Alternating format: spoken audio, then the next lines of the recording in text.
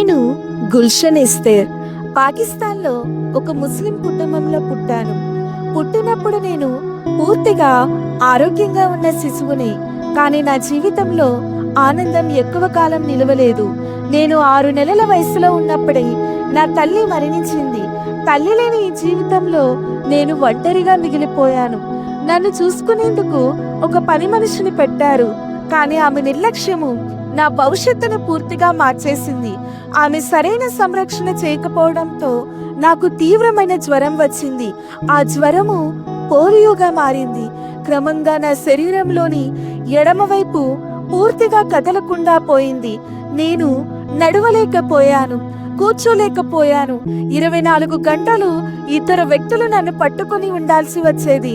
నా జీవితం అంతా మంచం పైన ముగిసిపోతుందేమో అనే భయము నన్ను వెంటాడింది. నా తండ్రి నన్ను తీసుకుని పాకిస్తాన్లోని అనేక డాక్టర్ల దగ్గరకు తీసుకుని వెళ్లారు. ఎవరూ నన్ను నయం చేయలేకపోయారు. చివరకు నన్ను ఇంగ్లాండ్ వరకు తీసుకుని వెళ్ళాడు.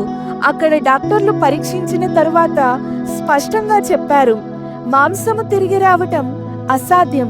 మందులతో ఇది నయం కాదు. ఇప్పుడు ప్రార్థన మాత్రమే మిగిలింది అని. ఆ మాటలు విన్న నా తండ్రి నన్ను మక్కా, మదీనాలకు తీసుకుని వెళ్ళాలని నిర్ణయించుకున్నాడు. హజ్ యాత్ర పూర్తి చేశాము. అన్ని ఆచారాలు పాటించాము. పవిత్ర జలంతో స్నానం కూడా చేశాను. కానీ నా శరీరంలో ఎలాంటి మార్పు రాలేదు. నేను ఇంకా మంచం పైనే ఉన్నాను. హజ్ యాత్ర తర్వాత నా హృదయంలోని ఆశ నెమ్మదిగా చనిపోయింది. అయినా నేను నా మతాన్ని విడిచిపెట్టలేదు. రోజుకు 5 సార్లు ప్రార్థించేదాన్ని. రంజాన్ నెలలో ఉపవాసాలు పాటించేదాన్ని.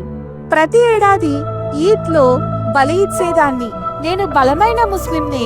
నా తండ్రి నేర్పిన మత బోధనలను గట్టిగా పట్టుకున్నాను. కానీ హజ్ యాత్ర తర్వాత 2 ఏళ్లకు నా జీవితంలో మరో పెద్ద విషాదం చోటు చేసుకుంది. నా తండ్రి అకస్మాత్తుగా మరణించాడు. అదే రోజు నేను నా గదిలో ఒంటరిగా కూర్చుని ఏడుస్తూ దేవుణ్ణి అడిగాను, నా తల్లిని తీసుకున్నావు, ఇప్పుడు నా తండ్రిని కూడా తీసుకున్నావు. నేను ఇప్పటికే అర్ధమృతిని, ఇంకెందుకు నన్ను బతికిస్తున్నావు? నన్ను కూడా తీసుకువెళ్ళు అని నేను ప్రార్థించాను. ఆ రాత్రి నేను నిద్రపోలేదు. తెల్లవారుజామున 3 గంటలకు ఒక మృదువైన, శాంతమైన స్వరం నాకు వినిపించింది. ఆ స్వరము నాతో ఇలా చెప్పింది, ఏడవకు, నేను నిన్ను బ్రతికిస్తాను. ఖురాన్లో సూరా మరియం చదువు. అక్కడ ఎవరు అంధులకు చూపు ఇచ్చారో, రోగులను నయం చేశారో, మృతులను లేపారో తెలుసుకుంటావు అని. ఆ మాటలు విన్న నేను ఎంతో ఆనందించాను. మరుసటి రోజు ఉర్దూ ఖురాన్ తెప్పించుకున్నాను. నేను చదివిన వచనాలు నన్ను లోతుగా తాకాయి. మరియం కుమారుడు రోగులను నయం చేశాడని, అంధులకు చూపు ఇచ్చాడని, మృతులను లేపాడని చదివాను. ఆయన దేవుని వాక్యం, దేవుని ఆత్మ అని అక్కడ వ్రాయబడి ఉంది. ఆ రోజు నుంచి నేను మరియం కుమారుడి నామంలో ప్రార్థించడం ప్రారంభించాను. సంవత్సరాలు గడిచాయి. 3 సంవత్సరాలు గడిచినా నా శరీరంలో ఎలాంటి మార్పు రాలేదు. చివరకు 1971 జనవరి 8వ తేదీ తెల్లవారుజామున 3 గంటలకు నేను విరిగిపోయిన హృదయంతో ప్రార్థించాను.